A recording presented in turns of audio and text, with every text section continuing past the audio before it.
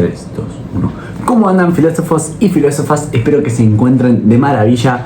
Hoy les traigo un nuevo video acerca de un tema muy interesante. Pero antes que nada, sí, este es un cuarto distinto. Hoy estamos en un hábitat diferente. Y sí, es curioso que realmente creo que el primer video, el capítulo 1 del podcast La Sociedad en Caída, fue en un espacio. Después el segundo video de Lao Tse, el Tao Te Ching, fue en otro lugar que ese antiguamente era mi escritorio. Después la pequeña reflexión y el relato de la historia de Rolón fue en otro espacio. Después estuvo el blog, que fue en otro espacio, y después estamos acá en otro lugar, en otro espacio y tiempo. Es increíble cómo va variando los espacios, pero realmente es algo que no tengo calculado, sino que es algo que surge. Entonces, bueno, quería comentarles que a partir de estos meses, estos calculo que 5 o 6 meses próximos, vamos a compartir experiencias, relatos y conocimiento, ¿no?, dentro de este espacio. Bueno, sacando de lado los blogs que probablemente sean en la calle o donde fuera, ¿sí? Así que bueno, probablemente en la semana que viene o la otra ya voy a hacer un video como sería un detrás de cámara, para también mostrar lo que tengo en la biblioteca, ¿sí? Qué son los libros más cercanos a mí, porque acá tengo parte de la biblioteca. Debo tener un cuarto de todos los libros que tengo están acá, porque estos los tengo más cerca mío, ¿no? Porque bueno, la biblioteca original todavía no está lista, pero cuando esté lista van a ser los primeros en verla.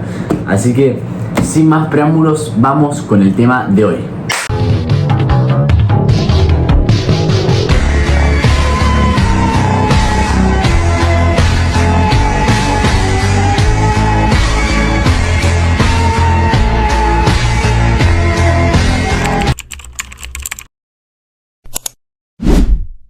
Bueno, hoy les traigo un tema muy interesante, específicamente una rama de la filosofía que es el estoicismo. Cuando nosotros hablamos de estoicismo, se nos vienen dos cosas seguramente a la cabeza.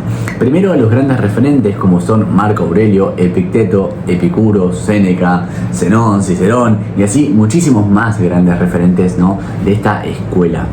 Y segundo, se nos venga a la cabeza los libros de autoayuda, los famosos libros, ¿no?, que con leerlos simplemente nos ayudan a mejorar, ¿no?, ya sea hábitos, ya sea comportamientos, los cuales son muy interesantes. Pero si los leemos con detenimiento y analizamos el estoicismo antiguo con los libros de autoayuda contemporáneo, vamos a encontrar una gran similitud en ellos. Es más, de hecho, muchos de los libros de autoayuda tienen citas de estos filósofos de la antigüedad. Se podría decir que los libros de autoayuda serían una traducción del estoicismo a una forma más simple, ¿sí? Porque ya sabemos que el estoicismo, si bien es una escuela de la filosofía, es una rama de la filosofía, la cual a través de sus lecciones de, por ejemplo, meditaciones de Marco Aurelio o sobre la brevedad de la vida de Séneca o de la felicidad de Séneca, ¿no?, o las máximas de oro, son lecciones, son libros que son simples de entender, tienen ese toque que lo acomplejiza un poco el texto, ¿no? Y los libros de autoayuda, por lo general, lo que suelen hacer es facilitar esas lecturas, ¿no?, dándole un enfoque diferente, dándole un enfoque a lo contemporáneo. Porque bueno, el estoicismo no deja de ser una filosofía antigua, pero es acorde a la sociedad actual, ¿no?, porque nos enseña básicamente con simples lecciones de vida, ¿no?, a cómo vivir en base a la razón, acorde a la naturaleza, ¿no? Y nos da muchísimas lecciones interesantísimas. Y es una rama de la filosofía, la verdad, que la quería traer hace mucho tiempo, porque es un estilo de vida increíble, ¿no?, el que te genera leer el estoicismo. Si bien hay cosas que son un poco exageradas, la mayoría, la verdad, yo estoy bastante de acuerdo. He leído un poco de cosas que me parecen un poco fuertes y un poco chocantes también, ¿no?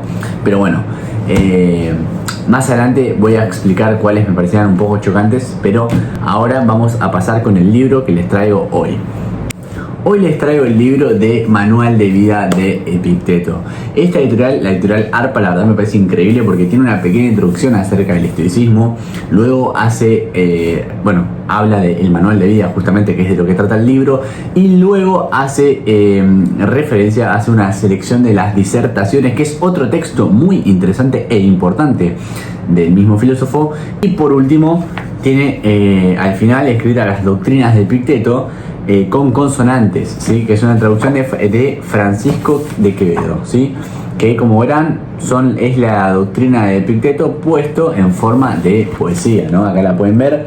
Es muy interesantísimo porque si a ustedes les gusta mucho leer poesía, cosas así, pueden leer el estoicismo de forma poética. Y está buenísimo, la verdad, me gusta mucho este editorial. La verdad se las recomiendo. Así que sin más, vamos a hablar de lo que trata un poquito el libro, ¿no? Bien, el libro comienza con una frase, una pequeña pero interesante frase, la cual es: ante la turbación que te rodea, céntrate en lo que de ti depende. Nada exterior a ti puede dañarte. Es muy interesante porque el estoicismo siempre está constantemente recalcándonos que lo interno es lo que importa, lo interior, que no importa lo externo a nosotros, que no debemos de preocuparnos por lo que no está en nuestro control, que ciertamente es algo que nos pasa muchísimo, que nos preocupamos, nos angustiamos, nos frustramos por cosas que no están bajo nuestro control, y es muy importante de esto poder controlarlo, y es lo que esta escuela a través de sus lecciones nos hace reflexionar, ¿no?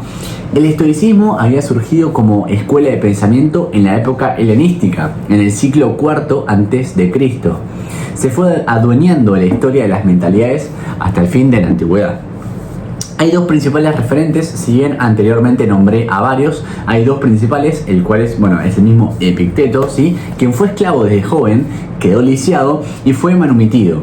Acabó ganándose la vida como maestro, vivió humildemente y ganó una gran reputación. De hecho, hay un dato muy curioso, que es que Epicteto no es el verdadero nombre no se conoce. Es más, Epicteto significa comprado, lo que habla de qué era él. Era un esclavo, ¿no? Y desde muy joven fue comprado, fue Epicteto, ¿no? Y es algo muy curioso.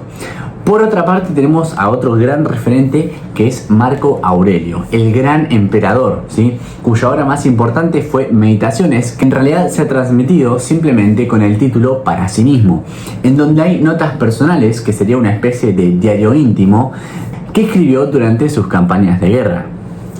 Epicteto no escribió nada para perdurar en el tiempo como otros filósofos de la antigüedad, como otros sabios, ¿no? De hecho, fueron sus discípulos, en este caso Arriano, que a través de sus apuntes de las clases logró elaborar una especie de manual y las disertaciones, ¿sí? Siempre se caracterizó por ser muy humilde, por su pobreza y por su autosuficiencia. Epicteto nació en la segunda mitad del siglo I en la ciudad de Hierápolis, en Frigia, lo que actualmente sería Turquía. Ciertamente es un caso único, porque este maestro surgió de la nada, del origen más humilde posible. Fue esclavo de Epafrodito, quien era un liberto de Nerón, y se convirtió en el gran autor del estoicismo del siglo II. De hecho, de sus años de esclavo recuerda una terrible anécdota, que es la siguiente. Epafrodito metió su pierna en un instrumento de tortura, a lo que Epicteto no se quejó, simplemente se limitó a advertirle que si seguía ejerciendo presión sobre ella, terminaría rompiéndola. Cuando pasó lo obvio, que le rompió la pierna, Epicteto le comentó tranquilamente, como si no le importara nada: ¿no te decía yo que al final le ibas a romper? Ahora tenés a un esclavo cojo. Epafrodito, su antiguo amo, pese a su crueldad, le permitió ir a la clase de Musonio Rufo, que era un famoso filósofo estoico por entonces en Roma. Una vez conseguida su libertad por manumisión, Epicteto se había convertido en maestro de filosofía en Roma. Sin embargo, tuvo que marcharse de la ciudad cuando el emperador Domiciano decretó la expulsión de los filósofos de la ciudad. En el año 93 o 94, Epicteto marchó a Nicópolis, un puerto importante de la llegada desde Roma hacia Oriente, para proseguir hacia Grecia. Allí, en su escuela de la ciudad de Nicópolis, conoció a su discípulo, el escritor y militar Flavio Arriano, quien supo resumir las doctrinas más selectas de su maestro, convirtiéndolas a lo que hoy en día conocemos las disertaciones y el manual de vida. Epicteto fue uno de esos maestros, al igual que Sócrates, que no se le atribuyen un especial cuidado por la obra escrita. Devoto de la palabra alada y fascinante, cambió la vida de una serie de discípulos fervorosos que se ocuparon de divulgar su mensaje de salvación por medio de la filosofía. De hecho, resultó una figura inspiradora para el mismo Marco Aurelio, el emperador estoico que fue casi contemporáneo, aunque un poco más joven. Merece la pena reflexionar aún por un instante en esta paradoja. El gran emperador, epítome de un albedrío totalmente carente de ataduras, acaba aprendiendo de un pobre ex esclavo, sin nombre, ni gloria, ni bienes. ¿Cómo ser libre? Y cómo se dedica a partir de entonces a la filosofía buscando esa verdadera libertad estoica. Epicteto afirma que la libertad se ejerce continuamente por medio de la filosofía.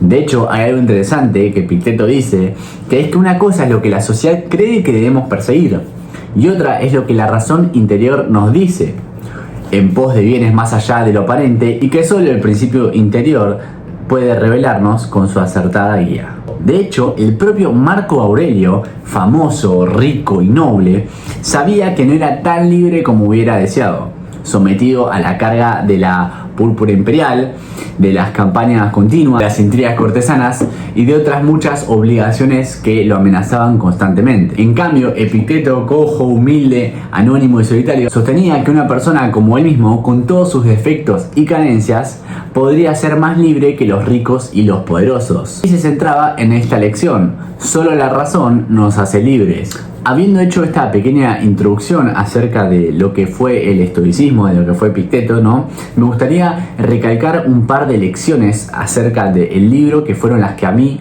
más me llamaron la atención y quisiera compartirlas con ustedes. La primera fue la lección número 1. De las cosas que hay, unas dependen de nosotros y otras no. De nosotros el juicio, el impulso, el deseo, la aversión y, en una palabra, cuánto es asunto nuestro.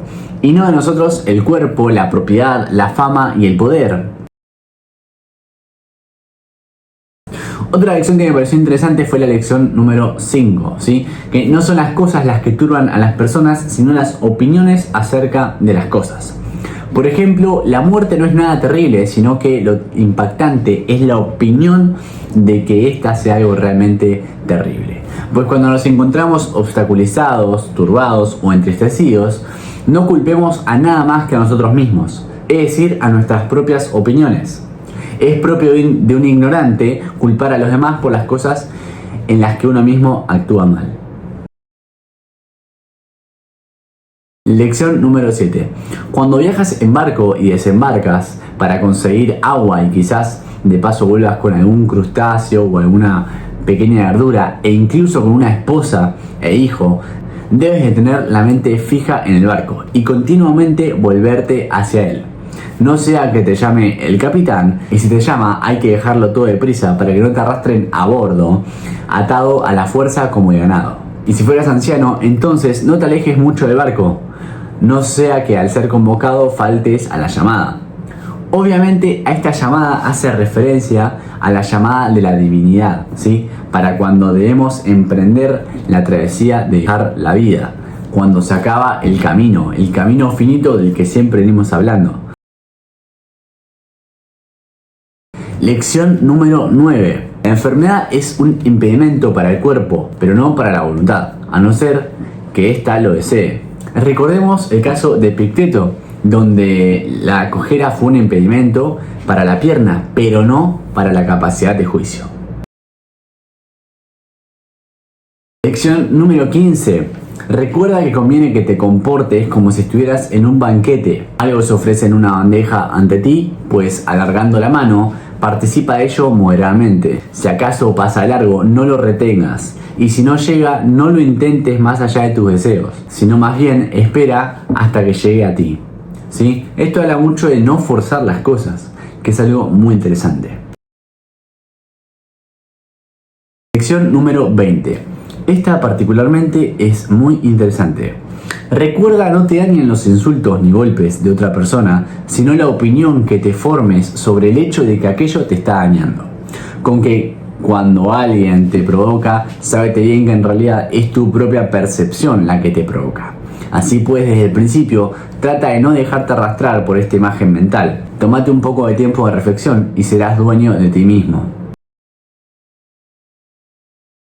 Lección número 25. Tanto la lección número 25 como la 29 son lecciones que, si bien son bastante largas, de hecho las voy a leer ahora, quiero destacar estas dos lecciones porque son muy interesantes. Es más, las voy a leer así no me equivoco en lo que digo, pero sí, son muy interesantes. ¿Y qué si alguien obtiene el puesto de honor antes que tú en un banquete o en una celebración pública o a la hora de ser llamado para dar consejos? Si esto sucede para bien, deberías de complacerte de que le haya tocado a esa persona. Pero si es para mal, no te aflijas porque no te haya tocado a ti en suerte. Recuerda que si no haces lo mismo que otros para obtener en suerte esas cosas que no dependen de nosotros, no puedes exigirlas de la misma forma. Pues ¿cómo puede obtener lo mismo el que no ha llamado a las puertas de otros ni los ha frecuentado? Y el que no va en el séquito frente al que sí se dedica a ello, el que no da halagazos frente a los que sí lo hacen, pues sería injusto y codicioso si quisieras tomar gratuitamente esas cosas sin haber hecho frente al precio por el que se venden. ¿Cuánto cuestan unas lechugas? $1 si acaso. Pues del mismo modo aquí también. Si uno satisface el pago del dólar, toma la lechuga, pero tú, como no lo has pagado, no te la puedes llevar. No creas que tienes menos que el que se la ha cogido, pues aquel tiene la lechuga y tú tienes el dólar que no pagaste. Del mismo modo, en lo anterior, ¿no fuiste invitado al banquete de alguien? Eso es porque no has pagado al que invitaba el precio por el que se vendía la cena. Se vende a cambio de halagos, se vende a cambio de prestar atenciones. Entrega de antemano el precio si estimas que vale la pena. Pero si deseas también estas cosas sin pagar lo que cuestan, eres codicioso y estúpido. Pero ¿no ganas nada en lugar de la cena? Sí, ganas el no tener que halagar a quien no deseas y no tener que soportar todo lo que sucede dentro de su puerta. Es muy interesante esto, ¿no? Porque siempre a veces queremos las cosas sin hacerlo realmente.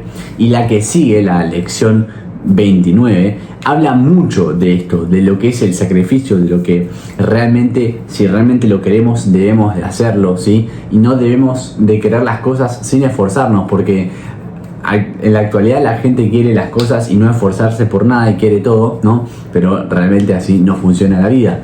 Y la lección número 29 va a hacer mucha referencia a esto. Ante cada acción observa sus antecedentes y sus consecuencias, y solo entonces acomete su ejecución. Si no lo haces, emprenderás animosamente su primera ejecución, como quien no ha tenido en cuenta para nada las consecuencias inmediatas, mas luego, cuando surjan dificultades de algún tipo, renunciarás a ello vergonzosamente. Un ejemplo interesante que da esta lección es el siguiente. ¿Quieres ganar los Juegos Olímpicos? Sería magnífico, pero observa sus antecedentes y consecuencias, y acomete solo entonces la acción. Has de ser disciplinado, hacer dieta, abstenerte de dulces, entrenar férreamente en los tiempos establecidos, sin beber refrigerios ni vino a placer. Sencillamente has de entregarte a tu entrenador como si fuera tu médico. Luego, en la competición, deberás lanzarte al combate junto a los demás. Y hay ocasiones en las que puede que te disloques una muñeca, que te tuerzas el tobillo, que te traes un puñado de arena, resultes apalado y puede que tras todo eso hayas caído derrotado. Por consiguiente, tomando todas esas cosas en consideración, si aún lo deseas, emprende la competición.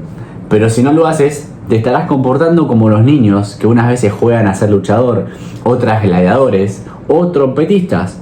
Y así te comportas también tú, que ahora eres un atleta, ahora un gladiador, ahora un orador y al fin un filósofo. Pero no haces nada con todo el alma, sino que, como un simio, imitas todo lo que ves. Es muy interesante ya que esta lección nos ayuda mucho a reflexionar, ¿no? Quiénes queremos ser y el sacrificio que conlleva aquel deseo, ¿no? De quién quiero ser en realidad, ¿no? Porque hay mucha gente que no sé, dicen quiero ser el mejor basquetbolista. Bueno, estás dispuesto, ¿qué estás dispuesto a sacrificar, no? O quiero ser el mejor en tal cosa, pero ¿qué estoy dispuesto a sacrificar para hacerlo? ¿Qué estoy dispuesto a dejar de lado? ¿Qué estoy dispuesto a dar, no? Y es algo que nos deberíamos de preguntar cada vez que tengamos una meta por delante y cada vez que querramos ser algo en esta vida tan efímera como la que vivimos. Otra lección muy interesante es la lección número 35. Cuando tras haber decidido que hay que emprender una acción, la realices, nunca evites ser visto haciéndola. Incluso aunque la mayor parte de la gente pueda tener una opinión distinta a la tuya sobre el particular. Pues si no vas a obrar correctamente, ¿por qué temes que te reprochen los que tienen razón para ello? Y por último quiero destacar la lección número 51, en la cual dice: si ahora te despreocupas y te muestras indolente y siempre postergas para otro día y otro día tus propósitos de ponerte a cumplir todo eso por ti mismo, te pasará inadvertido que no vas a hacer ningún avance, sino que seguirás pasando la vida como un hombre corriente hasta el día en que te mueras. Estas son las lecciones que quería compartir con ustedes, espero que les hayan gustado. De hecho son como 56 y yo habré compartido unas 8 o 9, ¿no? Y son muchísimas lecciones más. De hecho, luego de las lecciones está la selección de las disertaciones, ¿sí? Que no están completas, pero hay una selección de disertaciones. Y quería recalcar la número 5 como para finalizar el video. Hombre, tienes una capacidad de elección que es por naturaleza libre de obstáculos y necesidad. Te mostraré esto primero en cuanto al tópico del asentamiento. ¿Acaso alguien puede obstaculizarte a la hora de asentir una verdad? Acaban de tocar el timbre. Y buena manera de interrumpir el video. Ahora voló. Perfecto, volvimos. Una pequeña interrupción. Perfecto. Justo encima al final del video. O sea, 5 minutos más y ya estábamos. Perfecto, bueno, les estaba leyendo, sí, el último fragmento de las disertaciones de este texto, ¿no? De la selección de disertaciones. Vamos a retomar. Bien, hombre, tienes una capacidad de elección que es por naturaleza libre de obstáculos y necesidad. Te mostraré esto primero en cuanto al tópico del asentamiento. ¿Acaso alguien puede obstaculizarte a la hora de asentir una verdad? Nadie. ¿Y alguien puede obligarte a aceptar una mentira? Nadie. ¿Lo ves? Pues que en este tópico tienes la facultad de elegir libre obstáculos de necesidad y de impedimento. En cuanto al deseo y al impulso es diferente. ¿Quién puede vencer un impulso sino otro impulso? ¿Quién un deseo o una aversión sino otro deseo o una aversión? Pero dices, si alguien me amenaza con miedo a la muerte, me puede obligar a hacer algo. No es la amenaza, sino el hecho de que te parece que es mejor hacer algo de esto antes que morir. Pues de nuevo es tu opinión la que te obliga, es decir, la elección a la elección. Es decir, nadie puede obligarte a hacer nada de lo que no deseas. Esto fue todo por hoy, filósofos y filósofas. Espero que les haya gustado el video. Próximamente va a salir la parte 2 del estoicismo, hablando de Marco Aurelio, de Meditaciones. Marco Aurelio o Marco Annio Vero. Y es que sí, vamos a dar un pequeño spoiler de que Marco Aurelio nació en realidad como Marco Annio Vero en el año 121 y tras convertirse en emperador adoptó el nombre como lo conocemos hoy en día como Marco Aurelio Antonio Augusto. Dicho esto, este pequeño spoiler del próximo video, espero que les haya gustado. Ya saben que pueden suscribirse, darle like y comentar lo que ustedes quieran, porque somos libres y nadie puede obligarnos a hacer cosas que no deseamos. Así que dicho esto, espero que la pasen increíble esta semana y nos vemos el próximo jueves. Chau, chau.